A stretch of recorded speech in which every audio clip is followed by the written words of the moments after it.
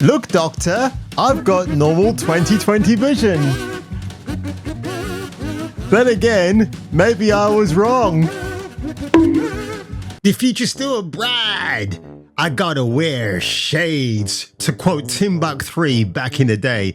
Unfortunately, folks, the future isn't bright. Do you know why?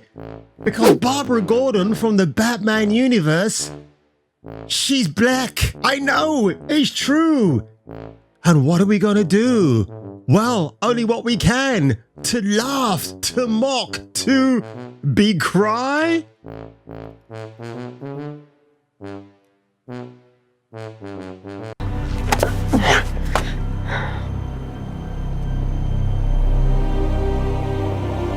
You're Batgirl?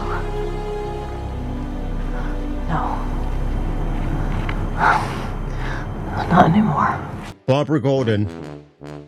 It's true, love. They've turned you into a different skin color. Do you approve? You don't want to say anything for fear of backlash or blacklash. Can you imagine if they turned Jill Valentine black? Yeah, okay, Babs. Let's get on with the story, love, because I know you want to hear this. Look at him, he's heading for that small moon. That's no moon. Jason King came here to motorboat fun bags and kick ass, and he's all out of titties. I thought this was an April Fool's joke. I thought this was actually an old story, but it's not. It's not an old story. It's from the 10th of October, folks. That's yesterday. Oh, my word. Look at this. Look at this. Absolute Batman introduces a race-swapped version of future Batgirl, Barbara Gordon. How can this be so true? And look at that. She strikes a pose and she looks good. And that was from the Stay Gold story from 2020. Then you got Dick Grayson and Barbara Gordon, who might have been a couple back in the day. And she looks pretty all right there as far as I'm concerned. Lovely curves, everything else. I haven't seen this black version yet, so I'm wondering if she's got any titties and she's flat-chested and she looks like Abby from The Last of Us Part 2. The first official back entry in the publisher's new universe, Scott Snyder, of course, yes, with Nick Dragotta, Frank Martin and Clayton Cowles, illustrated Absolute Batman #1, presented readers with their first look at the setting's familiar yet far from more desolate take on the DC catalogue of costumed heroes and villains as brought into existence courtesy of Darkseid's manipulations. Well, there's a very on-the-nose title for a villain right there. Given its focus on the Caped Crusader, it should come as no surprise that these intros begin with the residents of Gotham, such as Waylon Jones, who in this universe has not yet mutated into Killer Croc, and instead attempts to make a living as a slightly shady but good-natured entrepreneur. So we got some captions there. That is Killer Croc. He definitely looks like Killer Croc in his younger years. That's a-okay, no problem. Alfred Pennyworth, here still serving as a special military operative rather than Wayne's butler. And we've got him looking as he does, whatever. I want to get to the main one though. So that's Dick Grayson, right? Or is it Bruce Wayne? Doing his usual thing.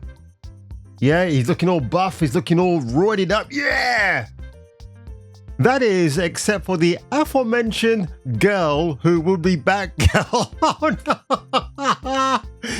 It should be noted that while a childhood photo of Bruce and Waylon with their friends and fellow orphans shows Selena Kyle, otherwise known as Earth Zero Catwoman, with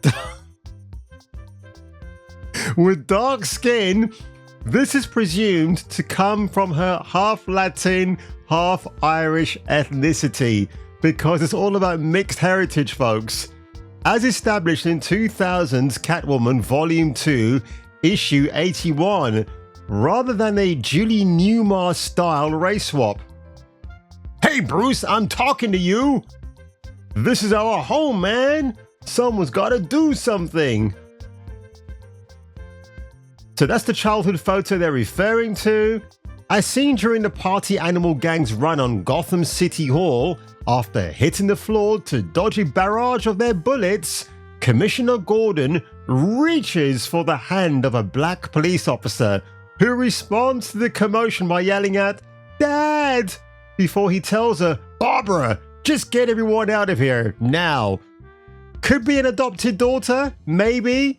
Based on the arts issue alone, it's unclear if Gordon himself is of black descent, a la Matt Reeves' cinematic The Batman, or if Babs gets her skin color from her mother. This article is so funny. I think the word you're looking for, miss, is die, not DEI, because that would be a lot more funnier, much more on the nose, if you know what I mean. So Dad gets shot, and that's Barbara Gordon. Now, don't try and tell me that she's not white. She clearly isn't. She's got a dark-colored hand right there. And yes, her father looks a bit more lighter skinned. Barbara, just get everyone out of here now. See, I could win an Oscar just from that performance alone. Of course, as Batty Bat fans already know, this new aspect to Barbara's identity marks a stark deviation from her usual comic book depiction as a white redhead. Oh, I don't know about you, but I feel coked up at the moment. Notably, this is not the first time Bara, I should have meant Barbara there, what happened there, has been race-swapped by DC. She previously received a treatment in the young adult graphic novel Gotham High, the Lego Batman movie, which completely escaped me by the way, and in the shelved and never to see the light of day Batgirl film starring the Dominican actress Leslie Grace. You remember when Jeff Keighley was on her Twitter timeline saying, "Go girl, can't wait." Jeff Keighley, the man who should be paying attention to video games, not about a white character who's been ethnically swapped to meet your cravings, your desires. No, none of that stuff at all. This bit of modern audience updating aside, Absolute Batman is a solid first outing for DC's Absolute Universe, or Absolute Beginners if you're David Bowie, and is currently on sale now at whatever comic book stores still remain. There's actually quite a funny article because, yeah, they've said it's a very good issue, except for the fact they made a couple of minor tweaks you might not be very happy with. And I do like the meltdown about this because people are going after, they're calling you, I'm going to be called a grifter at some point, I'm sure I am. When remember, I've actually grown up in the world of pop culture, folks. I was saying to a friend of mine last night that you've got to know a bit of everything to call yourself a geek. Not like these modern day weirdos with their coloured hair and their stupid pronouns, where they've read a few pages of something and they think they are the master or the mistress of that subject. But put them under the spotlight for BBC's Mastermind, they'll get a lot of answers wrong. So no, I know a bit of everything and anything, almost. I can't say I'm an encyclopedia, but I've got a good background knowledge of everything. So Spencer Bakuli wrote this article, and I have to trust his opinion.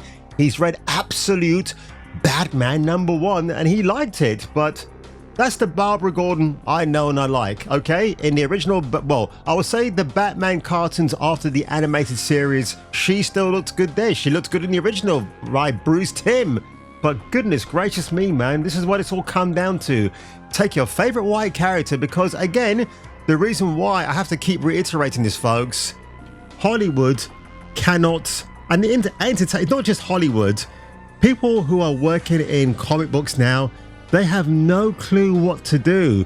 Where are your Tom DeFalcos? Where are your Bob Laytons? Where are your Jack Kirby's, or your Stan Lees, or your Steve Ditkos? Some of them are still alive in that lineup I've just mentioned, but back in those days, folks, when I couldn't wait to get my 30 pence, go down to a newsagent, they're still around apparently, and buy my latest comics and bring them back home. It was a great time to be me in the 80s. But if you're Gen Z, well, I feel sorry for you because you're absolutely clueless and you're being brainwashed by communist crazy left-wing ideas. But on that one, ladies and gentlemen, is the future still bright? Do you still have to wear shades? Or you can stick around for yours truly, who keeps doing crazy poses like this, like he's got an electric shock up his ass, and I'll catch you all catching me for the return of my next video. So what's it gonna be? What? Petrified, afraid of pain, and way over your head?